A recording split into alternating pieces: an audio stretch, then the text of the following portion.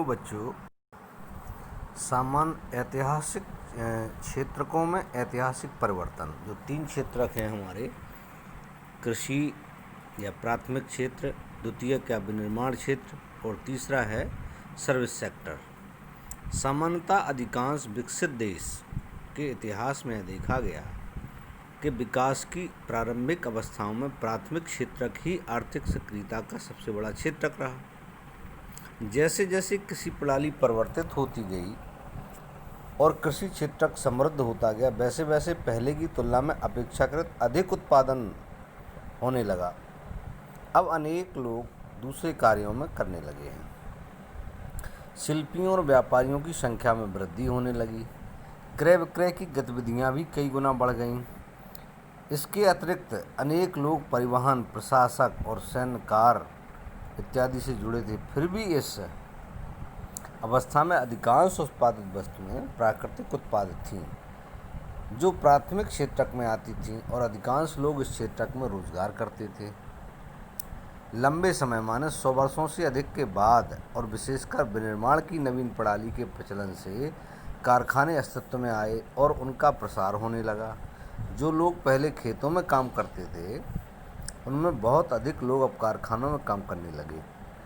उन्हें कारखाना में काम करने के लिए मजबूर किया गया। जैसा कि आपने इतिहास में पढ़ा है, कारखानों में सस्ती दरों पर उत्पादित वस्तुओं का लोग इस्तेमाल करने लगे।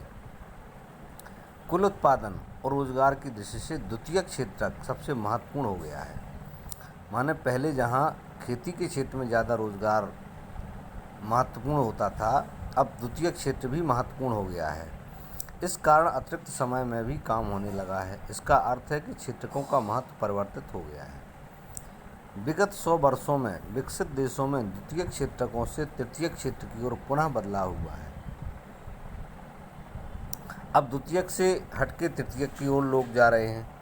कुल उत्पादन की दृष्टि से सेवा क्षेत्रक का महत्व बढ़ गया है। अधिकांश श्रमजीवी लोग सेवा क्षेत्रक में ही नियोजित हैं। विकसित देशों में यही सामान्य लक्षण देखा गया है। भारत में तीनों क्षेत्रकों का कुल उत्पादन और रोजगार कितना है?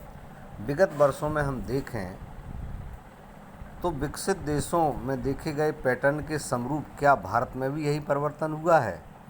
हम इसे अगले खंड में देखेंगे। हम इस चित्र में जैसा देख रहे हैं, प्राथमिक, द्वितीय और तृतीय क्षेत्रक द्वारा सकल घरेलू उत्पाद माने देश में जो धन आता है, इन तीनों सेक्टर में कहाँ से आता है? अगर हम देखें तो जहाँ 1973-74 में जो नीला वाला क्षेत्र है, इसमें प्राथमिक क्षेत्र दिखाया गया, ये बड़ा था। द्वितीय क्षेत्र कम था और तृतीय क्षेत्र थोड़ा द्वितीय क्षेत्र से बड़ा था, लेकिन प्राथमिक क्षेत्र से छोटा। वहीं हम इसे 2013-14 में देखें तो हमारा जो प्राथमिक क्षेत्र, कृषि क्षेत्र, आज घट गया है। द्वितीय क्षेत्र उससे बड़ा हो गया और तृतीय क्षेत्र इन दोनों से बड़ा हो गया है। तो ये दर्शाता है कि हमारा जो रोजगार के सृजन है, आर्थिक गतिविधियाँ अब तृतीय क्षेत्र में ज़्यादा बढ़ गई हैं। ये है इसका मतलब। ये हमारा जो हेडिंग है, उत्पादन में तृतीय क्षेत्र का बढ़ता महत्व। हमने चित्र के माध्यम से आपको बता दिया। भारत में तृतीय क्षेत्र इतना महत्वपूर्ण क्यों हो गया? इसके कई कारण हैं। पहला है, किसी भी देश में अनेक सेवाओं जैसे अस्पताल, शैक्षिक संस्थाएं, डाक और तार सेवा, थाना, कचहरी, ग्रामीण प्रशासनिक कार्यालय, नगर निगम, रक्षा, परिवहन, बैंक, बीमा कंपनी इत्यादि की आवश्यकता होती है। इन्हें बुनियादी सेवाएं माना जाता है। किसी विकासशील देश में सेवाओं के प्रबंधन की जिम्मेदारी सरकार उठाती है। द्वितीय क्षेत्र की बात करें तो कृषि और उद्योग के विकास से परिवहन, व्यापार, भंडारण जैसी सेवाओं का विकास होता है। प्राथमिक और द्वितीय क्षेत्र का विकास जितना अधिक होगा, ऐसी सेवाओं की मांग उतनी ही अधिक होगी। तृतीय जैसे जैसे आय बढ़ती है, हम कारण पढ़ रहे हैं कि तृतीय क्षेत्र क्यों बढ़ रहा है। जैसे जैसे आय बढ़ती है, कुछ लोग अन्य कई सेवाओं जैसे रेस्तरां, पर्यटन, शॉपिंग, निजी अस्पताल, निजी विद्यालय, व्यावसायिक प्रशिक्षण इत्यादि की मांग शुरू कर देते हैं। आप नगरों में, विशेषकर बड़े नगरों में, इस द्रुत परिवर्तन को देख सकते हैं। चौथा जो कारण है, विगत दशकों में सूचना और संचार प्रौद्योगिकी पर आधारित कुछ नवीन सेवाएं महत्वपूर्ण और अपरिहार्य हो गई हैं। इन सेवाओं के उत्पादन एवं तीव्र वृद्धि हो रही है। अध्याय 4 में हम इन नवीन सेवाओं और उनके प्रसार के कारणों की चर्चा करेंगे। अंततः आपको याद रखना चाहिए कि सेवा क्षेत्र की सभी सेवाओं में समान रूप से समृद्धि नहीं हो रही है। भारत में सेवा क्षेत्र कई तरह के लोगों को नियोजित करते हैं। एक ओर उन सेवाओं की संख्या सीमित है जिसमें अत्यंत कुशल और शिक्षित श्रमिकों को रोजगार मिलता है।